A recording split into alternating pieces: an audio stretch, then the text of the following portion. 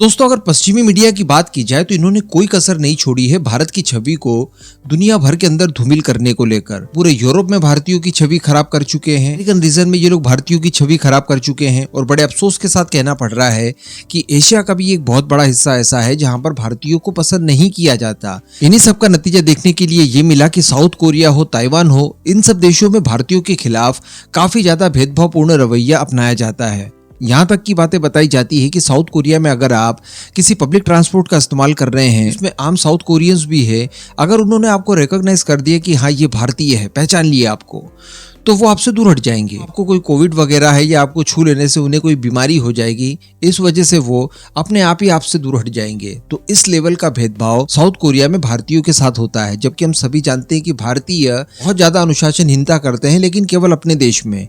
विदेशों में जाने के बाद भारतीयों से ज्यादा अनुशासित अन्य किसी भी देश का कोई नागरिक हो ही नहीं सकता। लेकिन इन सब चीजों के बावजूद भारतीयों की छवि दुनिया भर में बिगाड़ रखी है। इसी वजह से मैं एक बात अक्सर कहता हूं कि विदेशी मीडिया को कभी भी आप सपोर्ट ना करिए। ये किसी एक के खिलाफ नहीं, बल्कि ये भारत के खिलाफ है, हम सभी के खिलाफ है।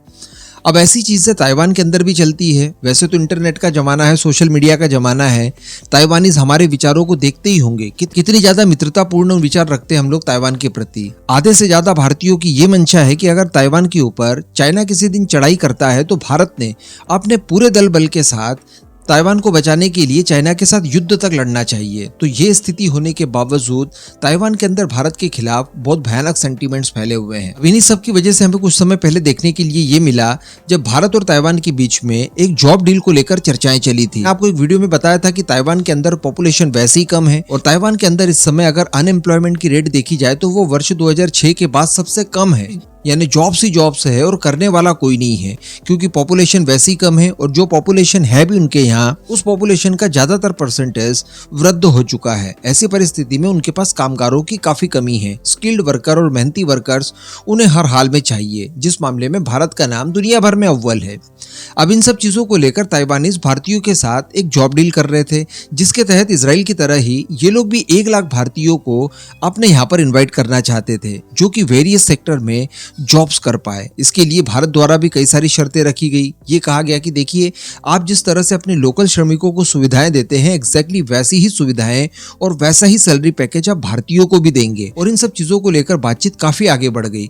लेकिन जब ये सारी चीजें पब्लिक डोमेन में आती है और आम ताइवानीज को जब ये पता चलता है कि भारत के साथ इस तरह की डील हो रही है, 1 लाख भारतीयों को ताइवान लाने की तैयारी चल रही है, उसके बाद ताइवान का माहौल बदल जाता है और वो लोग भारतीयों के बारे में अनाप शनाप बातें करने लगते हैं और अपनी गवर्नमेंट पर इतना दबाव बनाते हैं कि उनकी गवर्नमेंट को ये कहना पड़ा कि नहीं, हम इस तरह की कोई डील भारत से नहीं करने जा रहे हैं। लेकिन हम सभी जानते हैं कि इस तरह की डील एक्चुअली ताइवान भारत के साथ कर रहा था, क्योंकि बिना कामगारों के तो ताइवान चल नहीं पाएगा। अब अगर इस समय की बात की जाए तो वियतनाम, थाईलैंड, इस तरह के देशों के ऊपर ताइवान बहुत ज्यादा निर्भर है, जहां से श्रमिक ताइवान आकर जॉब्स करते हैं, जिनकी संख्या लगभग 7 लाख के आसपास बताई जाती है। लेकिन मैं आपको बता दूं कि स्किल के मामले में, हार्ड वर्क के मामले में भारतीयों का नाम चलता है। ये जो 7 लाख वर्कर्स फिलहाल ताइवान के अंदर हैं, ये पर्याप्त नहीं है, इनसे ज्यादा उन्हें चाहिए। इस वजह से भारत का तो सहारा उन्हें लेना ही पड़ेगा। तो इसी बीच खबर निकल कर ये आ रही है कि भारत और ताइवान के बीच में एक समझौता एक्चुअली साइन हो चुका है और ये प्रवासी भारतीयों के लिए ही है। यानी भारतीय आप ताइवान जाकर जॉब्स वगैरह कर पाएं, इसके लिए समझौता साइन हो गया है, क्योंकि बाकी की तैयारियां तो पहले ही कर ली थी। साथ ही ये खबर भी निकल कर आई थी कि भारत और ताइवान के बीच में कनेक्टिविटी को और ज्यादा बढ़ाया जाएगा, जिसमें फ्लाइट्स के नंबर्स को कई गुना ज्यादा बढ़ा दिया जाएगा, ताकि ज्यादा से ज्यादा भारतीय ताइवान पहुंच सके और ज्यादा से ज्यादा ताइवानीज भारत आ सके। तो एक रोड मैप तो पहले से ही तैयार कर रखा था। ऑफिशियल डील की बात थी तो वो डील भी अब साइन हो चुकी है। तो वियतनाम, इंडोनेशिया, थाईलैंड, फिलीपींस के बाद अब भारत से अच्छी गुणवत्ता वाले वर्कर्स ताइवान बहुत ही जल्द जाएंगे और बताया जा रहा है कि यहाँ पर भी भारतीयों का मेन टारगेट होगा सेमीकंडक्टर के फील्ड में। जी हाँ, जो वहाँ पर सेमीकंडक्टर बनाने वाली कंपनियां हैं, जो चिप्स वगैरह बनाती इलेक्ट्रॉनिक्स की, उसी क्षेत्र में प्रशिक्षित भारतीय बड़े नंबर्स में जाकर जॉब्स करेंगे। इसी के साथ साथ इस समझौते के तहत ये भी बताया जा रहा है कि ताइवान ने भारत में दूतावास की तरह एक ऑफिस भी खोला है और इसी ऑफिस के जरिए ये भारत सरकार से संपर्क करके भारतीय श्रमिकों को अपने यहाँ पर बुलाएंगे। अब इसको लेकर जो ताइवान का श्रम मंत्रालय है, इनकी तरफ से एक ऑफिशियल बयान भी निकल कर आया है और इन्होंने भारतीय वर्कर्स को मेहनती, ईमानदार और अच्छी गुणवत्ता वाला भी बताया है। अब ये उनकी शायद मजबूरी रही होगी, क्योंकि एक तो भारत से उन्हें वर्कर्स चाहिए और इन वर्कर्स की क्वालिटी भी आम ताइवानीज को बतानी है ताकि उनका भी ट्रस्ट बिल्ड हो सके।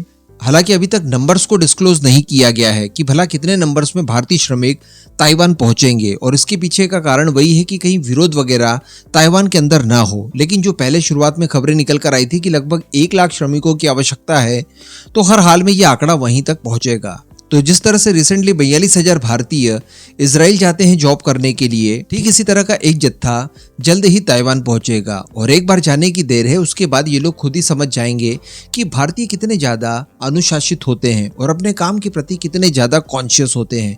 इस पूरे मुद्दे पर अब आपका जो भी मानना हो नीचे कमेंट करके जरूर बताइएगा।